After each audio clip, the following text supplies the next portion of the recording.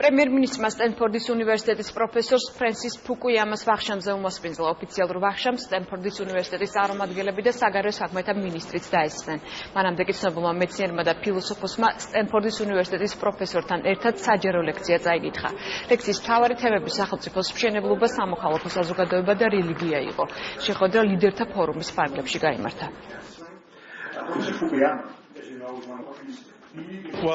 Ჩვენ გვექნება დისკუსია რელიგიაზე, სამოქალაქო საზოგადოებაზე და პოლიტიკაზე. განვიხილავთ ამ თემებს კონკრეტული მაგალითებისა და ნაშრომების საფუძველზე. ასევე ვისაუბრებთ იმაზე, თუ რა გავლენას ახდენს რელიგიები სახელმწიფოს დემოკრატიული წყობის ჩამოყალიბებაში.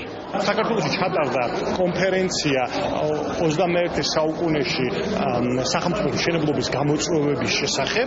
ორდღიანი კონფერენცია იყო, რომელშიც მონაწილეობა მიიღეს პოლიტიკური და სამოქალაქო სექტორის თითქმის ყველა მნიშვნელოვანი წარმომადგენელმა და შესაბამისად ეს ლექცია იყო, ასე ვთქვათ, დამატებითი ღონისძიება იმისათვის, რომ საზოგადოებამ, ქართულმა საზოგადოებამ უკეთ გაიგოს ფრენსის ფუკუიამას იდეები და წარმოდგენები დღევანდელ პოლიტიკურ განვითარებაში. ფუკუიამას საქართველოს ჩამოსვლა განსაკუთრებით მნიშვნელოვანია, იმიტომ რომ დღესდღეობით ვფიქრობ, რომ გარკვეულად გარდამტეხ პერიოდში ვიმყოფებით, შესაბამისად მისი თვალით დანახული საქართველო ძალიან საინტერესოა, ვფიქრობ, ნებისმიერი სტუდენტისთვის.